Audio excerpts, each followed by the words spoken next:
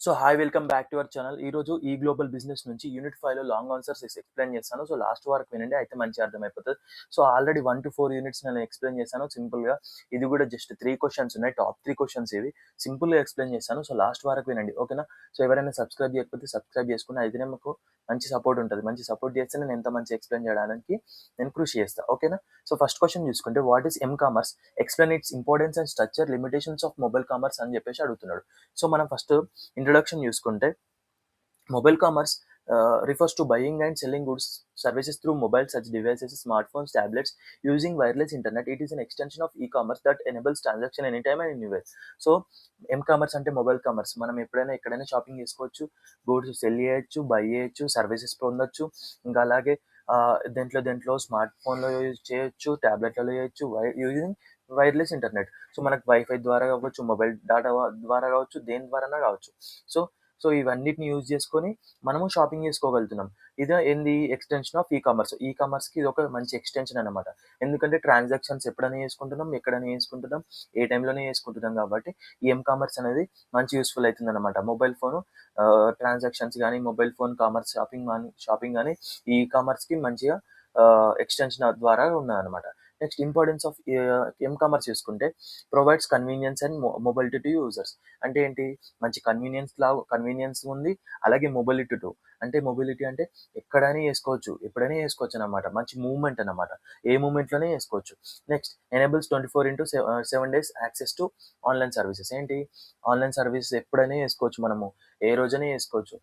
రోజు కాదు, నెల కాదు, టైం కాదు, ఏం కాదు. ఎప్పుడైనా చేసుకోవచ్చు. Supports fast and easy digital payments. ఏంటి? ఇంటర్నెట్ మంచిగా స్పీడ్‌గా ఉంటే మనకు పేమెంట్స్ ఫాస్ట్‌గా అయితది. మనం ఏదైనా షాపింగ్ కూడా ఫాస్ట్‌గా చేసుకోవచ్చు. మనం డిజిటల్ పేమెంట్స్ ఏవైనా సరే ఈజీగా చేసుకోవచ్చు. అట్లా ఫోన్ ద్వారా. Helps business reach customers instantly. So ఏంటి? ఫోన్ నుంచి ఫోన్‌కి డైరెక్ట్‌గా. బిజినెస్ వాళ్ళు, మార్కెటింగ్ చేసే వాళ్ళు కస్టమర్‌కి డైరెక్ట్‌గా ఫోన్‌లోనే కాంటాక్ట్ అవ్వచ్చు. సో ఎటువంటి ఇబ్బంది ఉండదు. డైరెక్ట్‌గా అంటే డిజిటల్ టెక్నాలజీని వాడుకొని కస్టమర్‌ని రీచ్ అవ్వచ్చనమాట. Next encourages growth of mobile apps and services. So ఈ మొబైల్ కామర్స్ ద్వారా మొబైల్ యాప్స్ గానీ, సర్వీసెస్ గానీ మంచిగా గ్రోత్ అయితున్నాయన్నమాట. సో ఎంకరేజ్ చేస్తున్నాయి ఈ కామర్స్‌కి గూడా. సో ఇప్పుడు ఈ ఫోన్స్ వచ్చిన నుంచి అందరూ ఆన్‌లైన్‌లోనే షాపింగ్ చేస్తున్నారు గదా! ఒక మంచి ఎంకరేజ్‌మెంట్ అన్నమాట ఈ కామర్స్ డెవలప్ అవ్వడానికి. నెక్స్ట్ స్ట్రక్చర్ ఆఫ్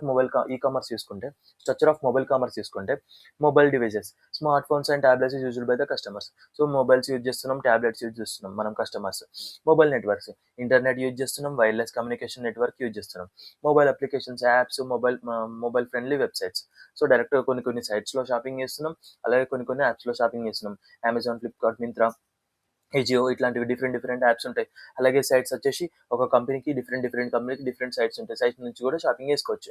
అలాగే payment systems, mobile wallets, UPI cards, online banking, credit కార్డ్‌ని మన యాప్‌లో యాడ్ చేసేసుకొని షాపింగ్ యాప్‌లో డైరెక్ట్‌గా క్రెడిట్ కార్డ్ నుంచి కడతాం. లేకపోతే మన వాలెట్‌లో నుంచి కడుతున్నాం. లేకపోతే యూపీఐ నుంచి చేస్తున్నాం. ఆన్‌లైన్ నెట్ బ్యాంకింగ్ చేస్తున్నాం. ఇవన్నీ వాడి పేమెంట్ సిస్టమ్స్ చేస్తున్నాం మొబైల్‌లో.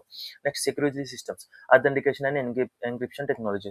సో మనం మొబైల్‌లో అథెంటికేషన్ అనేది ఉంటది. ఫేస్ అథెంటికేషన్ ఉంటది. అలాగే ఫింగర్ ప్రింట్ అథెంటికేషన్ ఉంటది. అలాగే ఎన్క్రిప్షన్ టెక్నాలజీస్ అంటే మనం ఇప్పుడు వాట్సాప్‌లో ఒక మెసేజ్ పంపించినప్పుడు మధ్యలో ఎవరికీ లీక్ అవ్వకుండా ఏమైతదంటే ఎన్క్రిప్ట్ అయితది.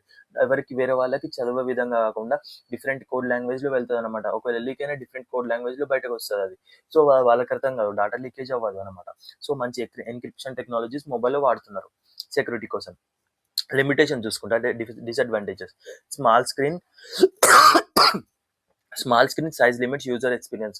సో కొందరు పెద్ద స్క్రీన్ ఇష్టపడతారు. చిన్న స్క్రీన్‌లో షాపింగ్ చేయాలంటే ఇష్టం ఉండదనమాట. సో వాళ్ళు ల్యాప్‌టాప్‌లలో వాటిలలో చేసుకుంటారు. సో ఇది కామర్స్ కిందకి రాదు. Next security and privacy concerns. So security కూడా ఉండాలి. ప్రైవసీ కూడా అవ్వాలి. సో ఇవి 2 మంచిగుంటేనే కదా ఈ కామర్స్ అనేది మంచిగా డెవలప్ అయిపోతది. Next dependence on internet connectivity. So slow internet connection ఉంటే సరిగ్గా యూపీఐ పేమెంట్స్ ఫెయిల్ అవుతాయన్నమాట.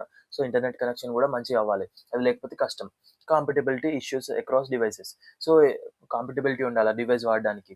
సో అది మంచిగుంటేనే కదా డివైస్ వాడడానికి మంచి ఒక మనకు నేచర్ లైక్ ఇప్పుడు ఫోను ఏంది ఆగమాగం మనము ట్రావెలింగ్ చేసేటప్పుడు ఆగమాగం ట్రావెల్ చేసేటప్పుడు ఇష్టం ఉన్నట్టు వాడితే కాంపాటిబిలిటీ లేదనుకో కొన్ని ఇష్యూస్ వస్తాయి డివైస్ వల్ల. Next limited battery life of mobile devices. So battery life అనేది లిమిటెడ్‌గా ఉంటది. కంటిన్యూయస్‌గా వాడలేం కదా! సో దానికి ఒక లిమిటెడ్ లైఫ్ ఉంటది కాబట్టి అదొక డిసడ్వాంటేజ్ అంట. Conclusion. Mobile commerce plays an important role in the digital business growth but requires a secure and user-friendly systems to overcome its limitation. So మంచి ఇంపార్టెంట్ రోల్ ప్లే చేస్తుంది business గ్రోత్లో.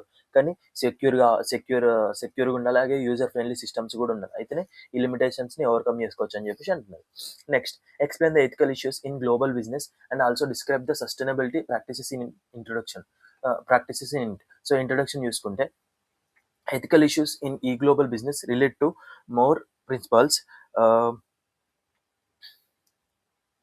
more principles and standards followed while conducting online business operations globally.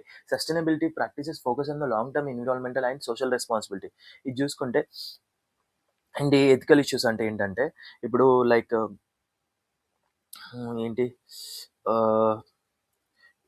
ఇప్పుడు online business global లెవెల్లో చేసినప్పుడు కొన్ని పద్ధతులు పాటించాలి. ఆ పద్ధతులు పాటించకపోతే ఏంది, కస్టమర్లకు నమ్మకం పోతుంది. అవేంటో చూడాలంటే ఇవి చూడండి, ఎథికల్ ఇష్యూస్ అంటే ఇప్పుడు నమ్మకం లేకపోతే ఏమవుతుంది, మన బిజినెస్ అనేది సరిగ్గా రన్ అవ్వదన్నమాట. కస్టమర్లు మనతోని ఎక్కువ కాలం పాటు ఉండలేరు. సో మనం వాళ్ళకి నమ్మకం కలిగించాలి కదా. నమ్మకం కలిగిస్తేనే మన బిజినెస్ అనేది మంచిగా ఉంటుంది. మనకు ఎథికల్ ఇష్యూస్ అనమాట, నమ్మకం కలిగించడం కానీ, వాళ్ళకు నచ్చేలా మనం ప్రొడక్ట్స్ ప్రొవైడ్ చేయడం అనేది ఎథికల్ ఇష్యూస్ అనమాట ఈ గ్లోబల్ బిజినెస్లో. సో ఎథికల్ ఇష్యూస్ చూసుకుంటే కొన్ని ఇక్కడ data privacy and misuse of customer information. వాళ్ళ యొక్క డాటా అనేది మనం ఎవరికి లీక్ చేయకుండా, ఎవరికి మిస్యూజ్ చేయకుండా ఉండాలి. కస్టమర్ ఇన్ఫర్మేషన్ కరెక్ట్ మనం జాగ్రత్తగా ఉంచుకుంటేనే కదా కస్టమర్స్ మన దగ్గరికి వస్తారు, వాళ్ళ యొక్క డాటా ప్రొవైడ్ చేస్తారు. అట్లనమాట. Cyber security and online fraud ఇటువంటివి జరగకుండా చూసుకోవాలి. సైబర్ సెక్యూరిటీ, ఆన్లైన్ ఫ్రాడ్ అవ్వకుండా చూసుకోవాలి. అయితేనే వాళ్ళ కస్టమర్స్ మన దగ్గర నుంచి జరగకుండా ఉంటారు. సో అనవసరమైన లింకులు పంపించి, అంటే వాళ్ళ డాటా మన దగ్గర ఉందని చెప్పేసి వాళ్ళ మిస్లీడ్ చేయకూడదు. వాళ్ళకు వాట్సాప్లో మన షాపింగ్ లింకులు అని చెప్పేసి ఆ లింక్ ప్రెస్ చేయగానే డిఫరెంట్ ఫ్రాడ్స్ చేయడం అట్లాంటివి చేయకూడదు అనమాట. అప్పుడు కస్టమర్లకు మన మీద నమ్మకం పోతుంది, అలాగే మన పైన ఫ్రాడ్ కేసెస్ పెడతారు అట్లనమాట. సో మన బిజినెస్ సరిగ్గా రన్ అవ్వదు. ఎప్పుడైనా కానీ మిస్యూజ్ చేయకూడదు కస్టమర్ డాటా. అట్లా misleading online advertisement. So online advertisement ద్వారా మిస్లీడింగ్ చేయకూడదు. Next, intellectual property violations. So వేరే వాళ్ళ బిజినెస్ ఉంటాయి. ఇప్పుడు గ్లోబల్ బిజినెస్ అంటే చాలా కంపెనీస్ ఉంటాయి. వాళ్ళ యొక్క లోగోస్ కానీ, వాళ్ళ యొక్క ఐడియాస్ కానీ కాపీ చేయొద్దు. అంటే ఐడియాస్ మీన్స్ లైక్ ఇప్పుడు వాళ్ళ యొక్క సేమ్ యాజ్ ఇట్ ఈస్ ఇప్పుడు మనం చేస్తాం కదా ఇన్స్టాగ్రామ్లో, వేరే వాళ్ళ రీల్ డౌన్లోడ్ చేసుకుని మనం పెట్టడం, అటువంటి అసలు వైలేషన్స్ చేయకూడదు. ఇంటెలెక్చువల్ ప్రాపర్టీ అంటే ఒక కంపెనీకి సంబంధించిన లోగోలు కావచ్చు, బ్రాండ్ కావచ్చు, వాళ్ళ యొక్క అడ్వర్టైజ్మెంట్ కావచ్చు, అటువంటి కాపీ చేసుకొని మనం చేయకూడదు. అట్లా చేస్తే కస్టమర్లకు మన పైన నమ్మకం ఉండదు, అలాగే బిజినెస్ కూడా ఎక్కువ కాలం రన్ అవ్వదు. అలాగే ఇంకా ఏమంటారు, నెక్స్ట్ సస్టైనబిలిటీ ప్రాక్టీసెస్ ఇన్ ఈ గ్లోబల్ బిజినెస్ అంటే ఏంటి అంటే, ఎక్కువ కాలం పాటు మనం బిజినెస్ రన్ అవ్వాలంటే ఏం ప్రాక్టీస్ చేయాలి. Next, use of eco friendly packaging. So eco friendly packaging ఉండాలి, మంచి నీట్గా ప్యాకేజ్ అవ్వాలి.